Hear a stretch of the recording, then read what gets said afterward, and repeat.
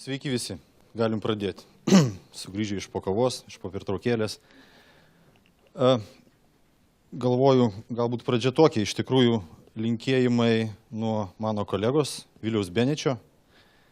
Pagal pirminį planą jisai iš tikrųjų turėjo pranešimą skaityti, bet taip jau susiklostė aplinkybės, šiuo metu yra Bangladeše ir kovojam už vietinę rinką Bangladešo ir turim vilčių, kad ten pavyks padėti vietiniai bendruomeniai, vietiniai valdžiai įsteigti teisingą ir galingą, kibernetinės saugos centrą. Tai tiesiog taip gavosi, kad šią savaitę jis ten su tokiais reikalais, o aš tuo tarpu, tema išlieka ta pati, tai patirtis panaši, tiesiog pabandysiu pristatyti tai, ką žadėjo Vilius pašnekėti. Tai tema yra kibernetinė sauga, vadovo požiūris. Aš esu Romaldas Ličickis, dirbu UAB NRD-CS. NRD-CS yra Cyber Security ir tas trumpinys yra CS Cyber Security, reiškia su kibernetinė sauga susijusiais sprendimais ir paslaugomis. Tai čia iš vienos pusės kaip ir tokia mano kepurė, tai yra konkrečioj verslo įmonėje dirbu, iš kitos pusės esu gan senai ISAKOS tos asociacijos narystės direktorius. Tai galbūt tai, ką aš šnekėsiu šiandieną ir apie ką aš šnekėsiu, daugiau susijęs su tuo, kaip ISAKA, kaip asociacija gali padėti kiekvienam iš mūsų, galvojant apie kibernetinę saugą. Taip. Tai gal tada ir pradėsiu. Kadangi apibrėžimas ir tema yra kibernetinė sauga ir vadovo požiūris, tai apskritai kibernetinė sauga kas yra. Ir teko, kaip man susipažinti, su labai įvairiais požiūriais. Ir tie požiūriai ir apibrėžimai pakankamai įvairiai skamba, kartais sudėtingiau, kartais paprasčiau. Ir ką pastebėjau, kad iš tikrųjų, kažkur yra prasilenkimas. Tai pavyko rasti labai paprastą ir man tokią, labai suprantamą diagramą, kuri labai į vietą sustato visus taškus. Taip, kas yra kibernetinė sauga ir kas nėra kibernetinė sauga. Koks yra toks elementarus apibrėžimas ir paplitęs gan senai, kad kibernetinė sauga, kuo jinai skiriasi nuo informacinės saugos. Elementarus apibrėžimas kalba tai, kad jeigu informacinė sauga yra viskas, kas susijęs su informacija, kad ir čia, tas rutuliukas, iš kairės pusės taip, tai kibernetinė sauga kalba tik tai apie tai, kas susijęs su IT. Kaip ir teisybė, taip, tai yra nekalbama apie popierinius visus reikalus, taip. Tai yra teisybė, bet pasirodo, tai nėra visiškai tai. Taip, tai yra iš tikrųjų, jeigu čia šitas didelis rutulys yra iš kairės pusės informacinė sauga ir esmė yra informacija, tai iš dešinės pusės tas apskritimas yra kibernetinė sauga. Taip, kur susikerta šitie du apskritimai, tai yra ten, kur visa informacija saugoma kompiuteriuose, taip, yra skaitmeniniu formatu. Tai čia galima vadinti šitą sritį susidūrimo IT sauga. ICT, taip, informacinių komunikacinių technologijų sauga. Tuo tarpu, kas yra čia, kas liko, tai jau yra tik tai kibernetinės saugos objektas, išskirtinai. Tai, kas liko, pavadinta labai lakiai, kad į tai sutilptų daug kas, taip. Tai yra visi kiti dalykai, kurie nėra informacijos nešėjai arba susijęs su informacija. Tai pavyzdžiui, visa automatika, taip, yra gamybinės sistemos, yra įvairūs dalykai, kurie kaip ir nėra, susijęs su informaciniam sistemom tiesiogiai, gal informacinės sistemos jas valdo, bet tai yra kibernetinės saugos dalis. Tai pavyzdžiui, aišku, jeigu kalbėtumėm apie koks gali būti kibernetinės saugos incidentas, kuris nėra informacinės saugos incidentas. Tai matyt atrastumėm tokių dalykų, nes, pavyzdžiui, ta pati automatika, kaip čia šviesos įsijungia, kaip galų gale vanduo kažkur bėga arba elektrinė kaip veikia. Taip, tai yra aibė dalykų, daviklių, kurie kaip ir, ne visą laiką patenka į informacinės saugos apibrėžimą. Tai čia tokiam bendram supratimui, kad yra ne tik tai informacijos saugos dalis, bet išplėstinis reikalas. Taip. Tai turint tokį supratimą, kaip pajusti, ar iš tikrųjų tas objektas kibernetinės saugos iš principo yra svarbus ir reikalingas kiekvienai organizacijai. Tai, skaičiau tokią knygą, visai neblogą. Kalba apie tai, kaip kibernetinę saugą pristatyti vadovom. kur nauda, kur nenauda, kame gerumas, blogumas. Toks sakinys yra, tiesiog originalo kalba įdėjau. Taip, čia yra nuoroda iš kur ir kas tai pasakė. Tai esmė tame yra dvi kompanijos, taip yra teigiama. Taip yra vienos, kurios žino, kad yra išlaužtos arba įtakotos kibernetinių nusikaltėlių arba incidentų. Ir kitos, kurios tokios yra, bet dar nežino, kad jos yra įtakotos. Taip. Tai įdomus sakinys, bet tai yra faktas matyti ties kuo, link ko yra einama iš tikrųjų. Taip. Žinojimas, kad tu esi įtakojamas šitos erdvės ir tokių kibernetinių nusikaltėlių ir incidentų, tai yra kaip ir pagrindas pradėti rūpintis apie tai, apie ką aš čia dabar šnekėsiu, apie kibernetinę saugą. Taip. Nes jeigu nežinai, tai kaip ir nėra to vadinamo business case arba pačios pradžios, kodėl apie tai verta apskritai šnekėti. Tai šiek tiek statistikos ir ta statistika galbūt, kaip čia, iliustruos, ar verta apie tai galvoti ir kodėl verta apie tai galvoti. Net jeigu mes nelabai suvokiam, ar iš tikrųjų tai mūsų įtakoja, kad ir tie patys kibernetiniai nusikaltėliai, tai šita statistika sako apie tai, kad, pavyzdžiui, taip yra, jeigu žiūrėti įvairias su IT susijusias temas, nežinau, big data, mobilūs įtaisai, kažkokie tai cloudiniai sprendimai, tai kibernetinė sauga pagal apklausos duomenys yra pirmoje vietoje. Apklausa tarp IT vadovų 14-15 metai. Taip, apklausą darė viena gan rimta IT paslaugų įmonė, pasaulinė, čia yra nuoroda, galima pasižiūrėti, nenoriu jos reklamuoti garsiai. Tai esmė tame reiškia, tarp visų temų, jeigu kalbėti, tai kibernetinė sauga yra pirmoje vietoje. 13 metais vėlgi buvo pirmoje vietoje, bet procentas buvo šiek tiek mažesnis. Taip? Tai aktualumas saugos yra didelis pagal esamą supratimą. Kuris iš sektorių iš tikrųjų suvokia pirmoje vietoje kibernetinės saugos aktualumą? Matyt, natūralu, taip, tai yra finansų sektorius. 91 procentas iš finansų sektorių sako, tai yra top priority. Taip?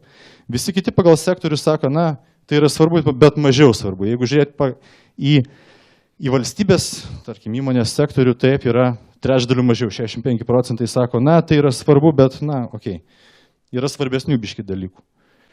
Ir čia aš dabar galvoju, ar yra tokia skaidrė, neįdėjau skaidrės. Tai jeigu kalbėti apie tai, tai yra svarbu, kibernetinė sauga, tai bet ar tai yra gerai, ar tai padeda mums tobulėti. Tai kaip būtų keista, reiškia, iš valstybinio sektoriaus atstovai sakė, kad iš tikrųjų kibernetinė sauga tai yra vienas iš stabdžių, kuris, kadangi reikia daug investicijų, reikia daug galvoti, kaip čia su tuo elgtis, tai yra vienas iš stabdžių, kuris mums trukdo šiek tiek tobulėti. Visi kiti sakė, čia yra svarbu ir reikia ties tuo dirbti. Tai ką aš norėjau pasakyti, iliustruodamas šitus visus skaičius, aš norėjau pasakyti, kad nežiūrint to, ar mes suprantame, ar tikrai įsigilinę ir žinome, apie ką eina kalba, ar reikia į tai investuoti ar ne, galim nesigilinti, galim pasižiūrėti, ką kalba, kaip čia, didžioji pasaulio dalis, tikrai tie žmonės, kurie supranta, apie ką kalba, ir rezultatas yra toks, kad tai yra, bent jau 14-15 metai, tai yra numeris 1, taip, pagal svarbą, pagal investicijas. Tai matyti, kodėl reiškia, taip elementariai kalbu, todėl kad vadovo požiūris. Ir aš noriu pailiustruoti, ką svarbu žinoti vadovui. Tos detalės, kodėl galbūt nėra labai svarbios. Labai dažnai reikia tiesiog apsidaryti aplinkui, pasižiūrėti, kaip gyvena kaimynai ir pamatysi, kad reikia kaip čia nusileisti ant žemės ir žiūrėti, kaip yra pas kitus ir tada stengtis tobulėti vėlgi. Tai dar vienas toks pamąstymas, kaip ir su kuo teko susidurti, kaip šiuo metu į kibernetinę saugą ir tą patį supratimą ne tik Lietuvoje, bet ir plačiau reaguoja tie patys vadovai. Yra tokie dviprasmiški dalykai. Tai vadovas juk jis yra toks, kuris, tarkim, neturėtų ir nenorėtų ir neturėtų gilintis į labai techninius dalykus, kad suprasti, kodėl tai yra svarbu ir kodėl tai turi taip arba kitaip veikti. Jeigu kalbam apie kibernetinę saugą, tai yra iš tikrųjų daug IT dalykų, daug labai gilių technologinių dalykų. Informacinė sauga yra plačiau, vadybiniai reikalai, čia yra daug technologinių dalykų. Jeigu vadovas nelabai draugiškas su tuo IT, bet jam gal to ir nereikia, tai tikrai yra tam tikras atotrukis, taip. Ir tas atotrukis yra gan ryškus. Ir tas gan ryškus atotrukis tiesiog atsispindi investicijų planavime pasekoje į kibernetinę saugą ir taip toliau. Tai, tarkim, tipinė nepakankamai informuoto vadovo savijauta. Aš turiu žmonės, kurie rūpinasi kibernetinė sauga, tačiau mes kalbame skirtingomis kalbomis. Taip, tai yra skirtingas pristatymas iš IT žmonių, gal taip galima sakyti, vadovui pačios problematikos kibernetinės saugos.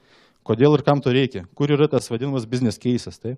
Ar apsimoka mums investuoti į kažką tai? Kai tokio supratimo nėra tarp vadovo ir IT žmonių, tada yra natūralu, kaip elgtis. Taip, tada vadovas sako taip, aš nelabai suprantu, apie ką jie kalba ir nesu tikras, ar jie mane supranta. Taip? Manau, mes turime tiesiog pasitikėti vieni kitu. Natūralu, nelabai suprantu, apie ką kalba, kibernetinė sauga, kodėl aktualu. Žinau, kad kažkur tai aibė dalykų buvo blogų, yra žmonės, kurie sako, reikia kažką daryti. Vienintelis variantas yra tiesiog pasitikėti. Taip? Kito varianto kaip ir nėra. Trečias teiginys. Aš suprantu, kad kibernetinė sauga svarbu, tačiau nežinau, ar mes tikrai tai užtikriname. Kaip tai išmatuoti? Vadovai neturi rodiklių ir negauna informaciją apie rodiklius. Ar ta kibernetinė sauga, tos investicijos reikalingos, ar jos neša naudą ar ne, ar mes saugus ar ne. Jeigu mes turim netgi popierinius įvairius planus, kaip reaguoti į incidentus, kaip atstatymą daryti, aibė dalykų, kad ir ta pati lietuviška teisės aktai lietuviškai reikalauja tam tikrus dalykus turėti. Tai tas popierinis lygis, popierinis žinojimas, kad viskas kaip ir tvarkoja, įsakymas išleistas, planai padaryti, tai yra gerai, tai yra pradžiai gerai, bet jeigu realiai įsigilinus, tai yra mizeris. Labai dažnai popieriniam lygiai būna viskas tvarkoja, o realiam techniniam tai būna taip, kaip būna. Ir tada visiškai neaišku, kaip išmatuoti. Popieriai tvarkoja, o kaip realiai? Neaišku. Taip? Na ir dar vienas iš teiginių toks, aišku, apie pinigus. Taip? Vadovai nėra tikri apie tai, ar jie teisingai išleidžia, ar pakankamai, ar nepakankamai, ar mažai, ar tik tiksliai tiek, kiek reikia išleidžia kibernetiniai saugai. Iš kur tas nežinomumas? Dar vienas iš tokio paprasto supratimo kibernetinės saugos kaip paslaugos ar produkto. Juk nedažnai tenka matyti, kaip susidurti su tokiu palyginimu, kad investicijos į kibernetinę saugą tai yra tas pats kaip draudimo pirkimas. Tai? Ar to mums reikia ar nereikia, to mums reikės, kai bus bėda. Kai bus bėda, to mums reikės. Dabar mums to nereikia. Kaip pagrįsti, kiek mes galime mokėti už draudimą? Matyt, galime mokėti tiek, kiek draudimo bendrovės siūlo, nes rinkoje gal kaina yra. O jeigu tos rinkos normalios nėra ir ten tų produktų draudiminių yra pakankamai daug, tai kaip išsirinkti? Kur ta kaina teisinga? Tai nėra toks trivialus atsakymas į šitą klausimą.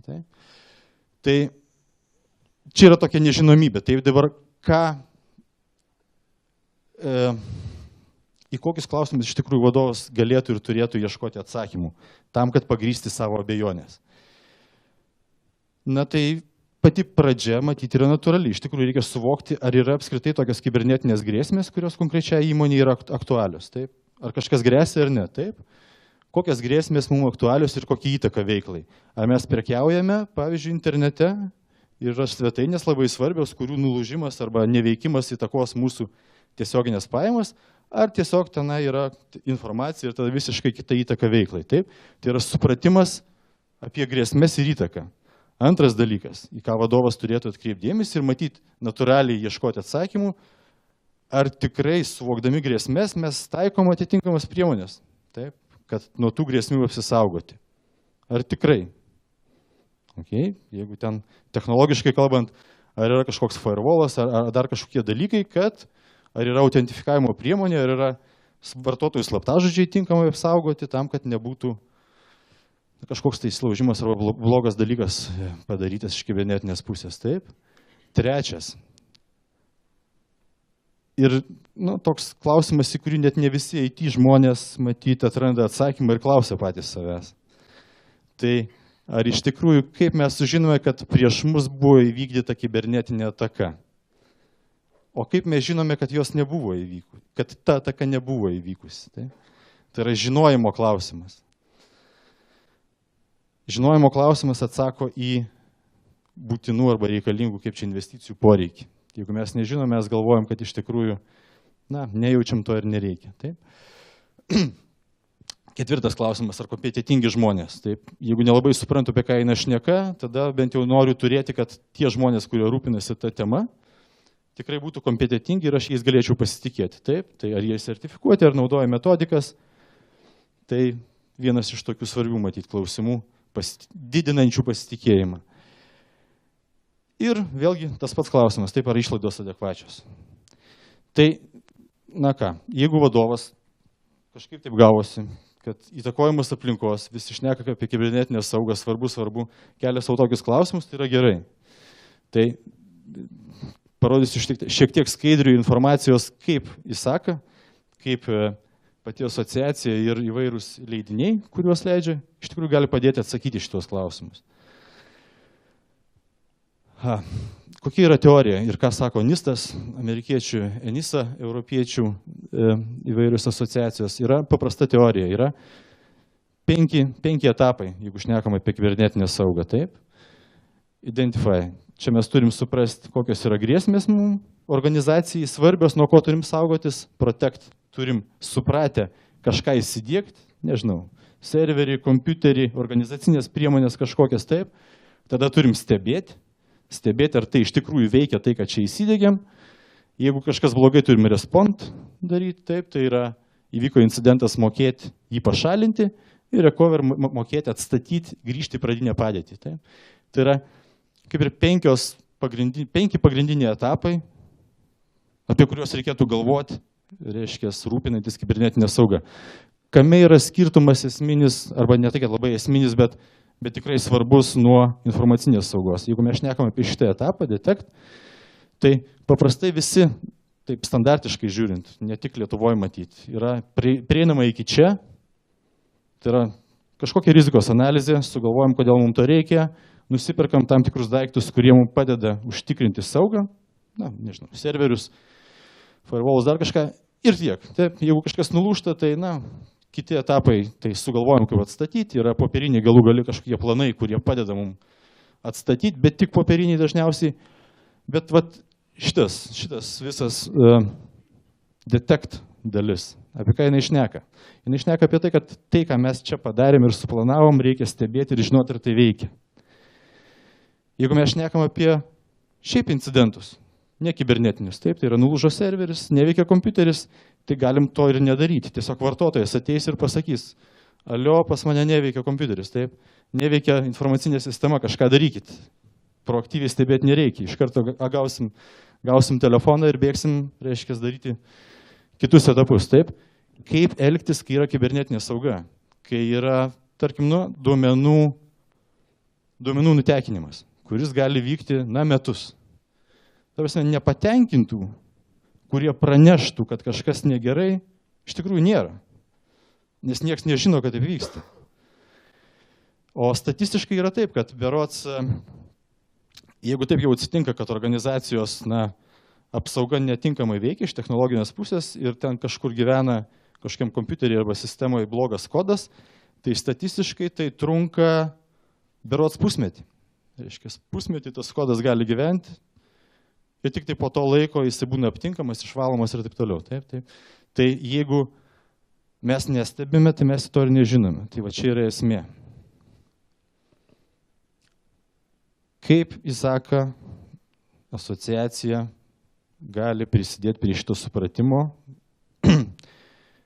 ir ką jinai siūlo. Taip, daug dalykų, pradedant nuo leidinių, mokymų, sertifikavimo, konferencijų ir visiškai naujas, tai yra CSX, pašnekėsiu šiek tiek vėliau. Tai yra tipiniai leidiniai susijęs su kibernetinė sauga. Taip. Dainius šnekėjo apie patį įvadą, ten kur kalbame apie IT valdymą, apie sąryšį veiklos ir IT procesai, viskas čia yra tvarkoj, bet jeigu norime pakreipti visą tą matymą per kibernetinės saugos arba informacinės saugos pusę, tai yra specializuoti leidiniai. Taip. Tai yra COVID-5 šiaip apie procesus, tada COVID-5 išskirtinai informacijos saugai, tai yra tie patys procesai, bet jie, kaip čia, naujam matymė, naujoj plotmėje pateikti, apie informacinę saugą daugiau akcentuoja tam tikrus niuansus. COVID-5 for risk, tai yra rizikos valdymui, rizikos supratimui, kaip tai galima padaryti ir kaip teisingai, tarkim, atrasti ir įvertinti, kur yra tos grėsmės. Na ir yra konkretus leidinukas, toksai labai praktinis, risk scenarios for using COVID-5 for risk. Tas leidinys, prie kurio aš pats asmeniškai esu prisidėjęs, kaip peržiūrėtojas toje asociacijoje ir labai praktiškai, labai paprastai išdėlioti tam tikri scenarijai, kuriuos galima peržiūrėti ir įvertinti, ar tai yra aktualu mūsų organizacijai. Ir jeigu suprantam, kad tai yra aktualu, ten yra konkretus receptai, kurie sako apie tai kągi reikia daryti, kur reikia investuoti, kad iš tikrųjų nuo to apsisaugoti. Tai pirmas dalykas, ką aš norėjau pasakyti, kas yra įsakoje. Tai yra metodinė visa medžiaga. Čia aš neku apie kiek? 4 leidinukus. Jeigu užeiti į biblioteką, kuri yra iš dalies kartais mokami leidinukai, bet aibė yra nemokamų, tai ten kalba eina apie šimtus leidinių, kuriuos galima vartyti, žiūrėti ir tiesiog semtis tos patirties, kuri yra tos bendruomenės jau sugalvota ir vystoma. Antras dalykas svarbus yra mokymai. Mokymai, tai ką galima nusipirkti ir iš BK, tai už tam tikrus pinigus, bet čia yra tam tikri webinarai vadinami. Taip? Tai yra, kai užsiregistruoji, yra aibė nemokamų dalykų, kurie tikrai gali suteikti informacijos. Vėlgi per tą patį puslapį yra nuoroda parodyta. Sertifikavimas. Na visiems žinoma, gal Dainius vėliau pristatys. Taip, yra 4 tipiniai sertifikatai, CISA, CISMAS, GATES, CRISCAS, bet dabar papildomai dar atsirado. Tai tas papildomai yra COVID-5, šiaip apie vadybą. Ir praeitais metais buvo tokie seminariukai ir buvo galimybė išsilaikyti tokį egzaminą. Ir dabar yra CSX. CSX yra su kibernetinė sauga tokia susijusia visiškai nauja kryptis, apie kurią šiek tiek ir pasakysiu toliau. Ir ten yra atskiras sertifikavimas. Taip, specialistam, kurie nori, kaip čia būti, pripažinti ir turėti tam tikrą žinių bagažą kibernetiniai saugoje. Konferencijos. Taip, yra atskiros konferencijos, kur galima registruotis ir važiuoti ir ten bendrauti su tais žmonėms, su ta bendruomenė, kuri iš tikrųjų prisideda prie šitų leidinių ir prie gerosios praktikos. Taip, tai kartais pabendravimas su žmonėm akis į akį yra žymiai geriau negu skaitimas tos pačios informacijos ir ieškojimas atsakymų. Taip. Dabar apie CSX. Tai va čia yra tokia nauja, įsakos visiškai iniciatyva, na kaip nauja, metus, daugiau gal negyvuoja jau. Visos žinios, visos kompetencijos, kurios susietos su kibernetinė sauga, dabar bus pasiekimos per čia. Visi leidiniai, visi pamastymai, visos sertifikacijos, kas susijęs su kibernetinė sauga, bus čia. Gera žinia ta, kad tai, kas bus čia, lyg tai ir atskiras yra vardas, bet tai neiškrenta iš konteksto. Kontekstas yra tas pats kobitas. Taip, tai jeigu svarbi kibernetinė sauga, bet ne kaip po tokia atskirai, bet integraliai žiūrint apie visą organizaciją, tai čia yra dalis viso to paveiksliuko, kurį vysto įsaka.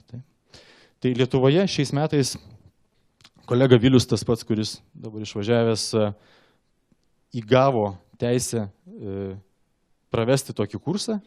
Tai matyti, tiesiog informuosime norinčius per asociaciją, kad bus mokymo kursas, kurio pasekoje visi norintys išgirs apie tą sertifikavimą ir tada galės išlaikyti egzaminą, jeigu norės. Tai yra atskiras mokymo kursas, aš čia knygutę tokią atsinešiau. Ir ta knygutė Cyber Security Fundamentals yra tai, ką rekomenduoja įsaka, su kuo reikia susipažinti, ką reikia žinoti, jeigu nori būti šiek tiek, kaip čia, turėti bazinės žinias kibernetiniai saugoje. Tai, reiškia, kibernetinė sauga ir tas visa linija leidinių, kurie susiję su sauga. Čia yra keli iš tų leidinių. Na, kad ir kaip įdiegti ir kaip teisingai adaptuoti NIST frameworką, NIST valdymo metodiką, kuri yra, tarkim, atnaujinta, išleista. Tai aibė dalykų. Tiesiog viskas, kas yra orientuota į kibernetinę saugą. Arba kaip, pavyzdžiui, suprasti naujų naujas grėsmės, kurias kelia tam tikros specializuotos atakos. Taip?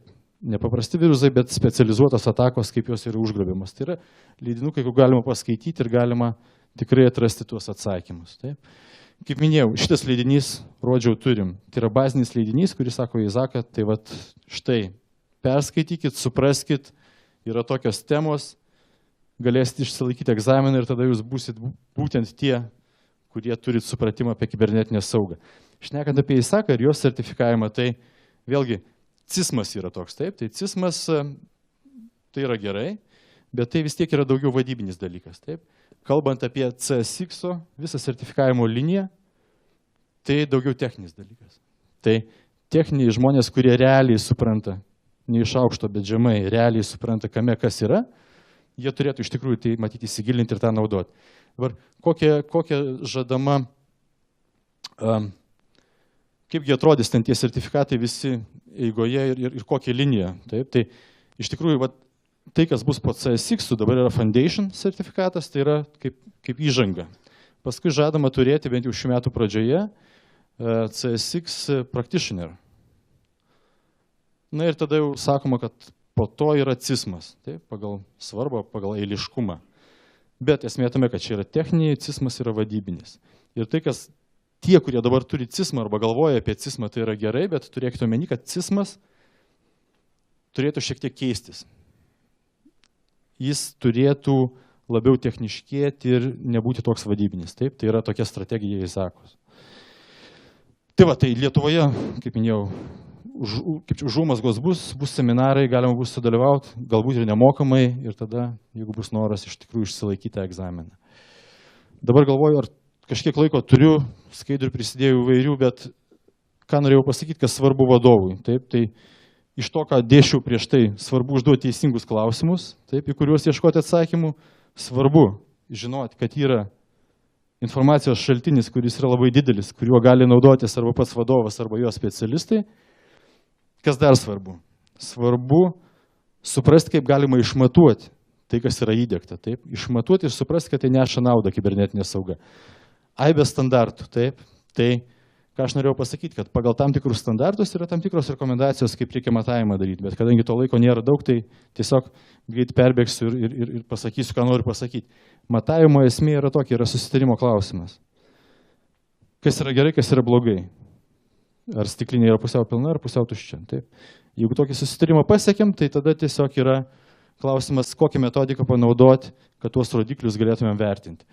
27 000, kada verta naudoti? Tada, kada organizacija turi arba planuoja turėti informacijos saugos valdymo sistemą, tą plačiaja prasme, 27 000. Taip, daug kas turi Lietuvoje. Tai jeigu reikia praktinio požiūrio, kaip ir ką galima matuoti, yra atsakymas čia, su konkrečiais pavyzdžiais. Jeigu norima pasižiūrėti, ką siūlo kitos metodikos, amerikiečiai, labai gerai. Yra NIST-as, teisingas labai požiūris, konkretus pavyzdžiai, vėlgi galima pasižiūrėti ir atrasti. Labai praktinis dalykas. Jeigu norim akcentuotis įmonėje vien tik tai kibernetinę saugą, arba ne vien tik tai, bet na taip išskirtinai, tada yra Critical Security Controls. Taip? Tikriausiai daug kas girdėjot, mes šitą požiūrį gan intensyviai įmonė skleidžiam. Taip, tai yra 20 priemonių, kurias reikia atsižvelgti. Bet čia apie IT vadybą, šiek tiek šnekama, bet daugiau apie kibernetinę saugą.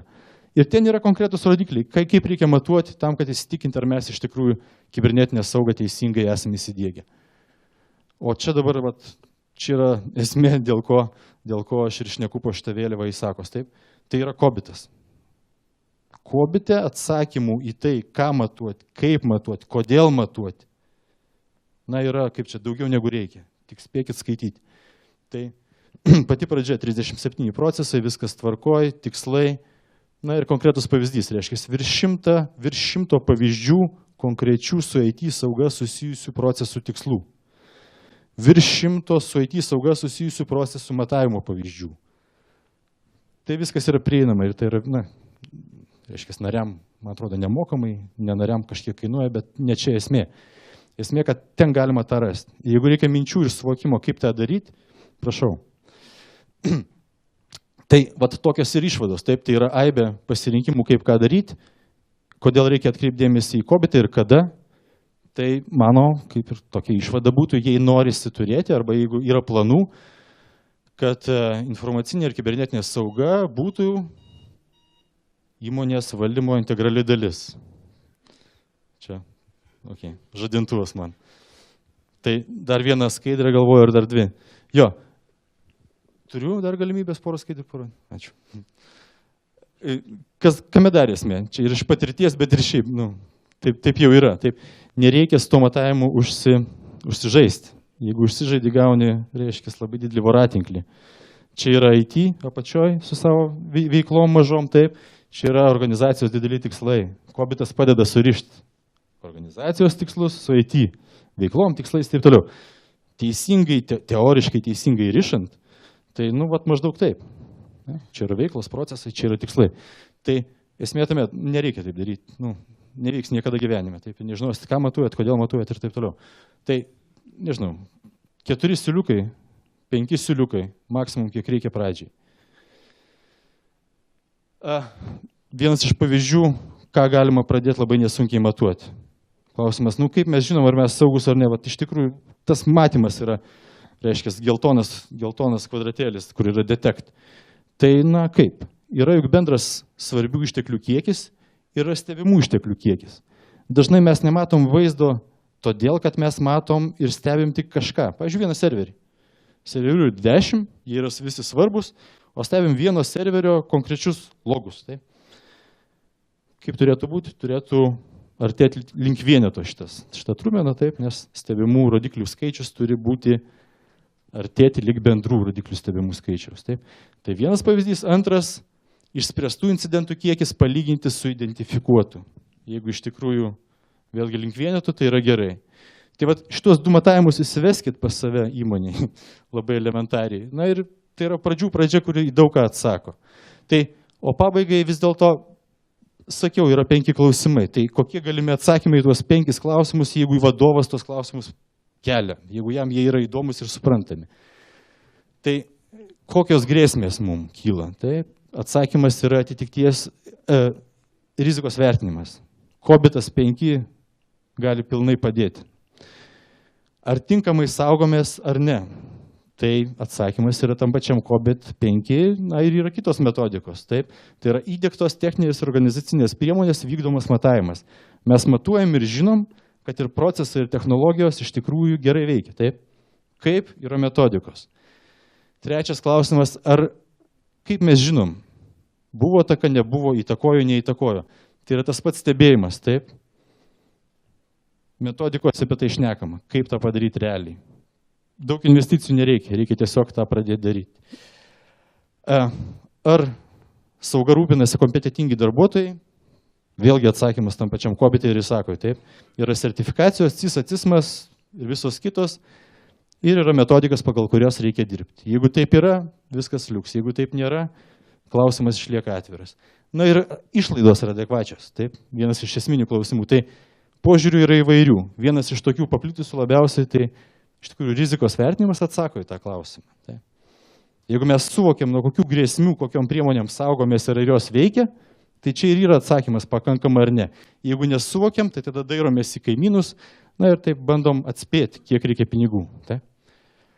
Tai toks yra mano požiūris ir tokios rekomendacijos ir tokie galimi atsakymai. Ačiū uždėmesį.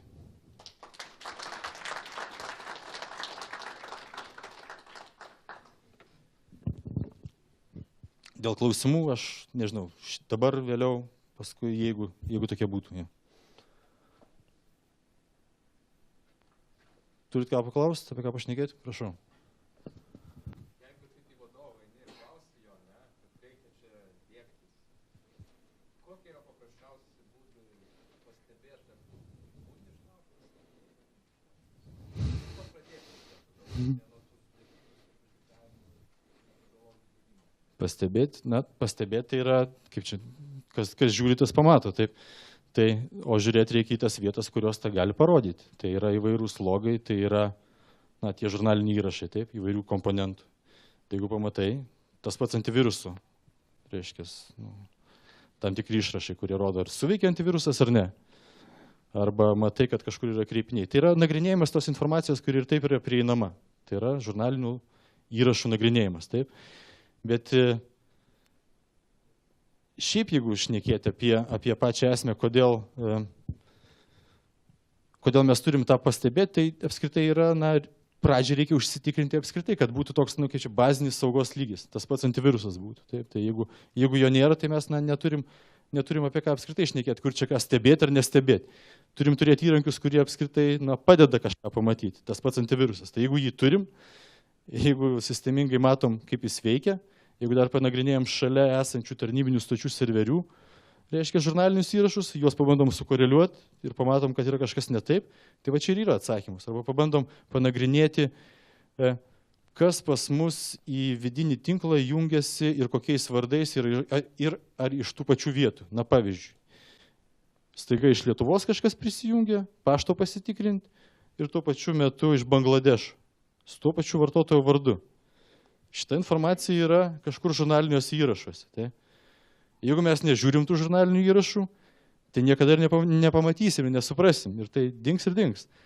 O jeigu mes pamatysim, tai turėtų kilti klausimas, kodėl.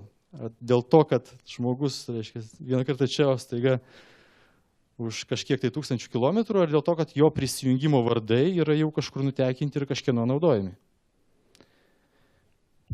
Pradėti žiūrėti reikia, atsakymas toks.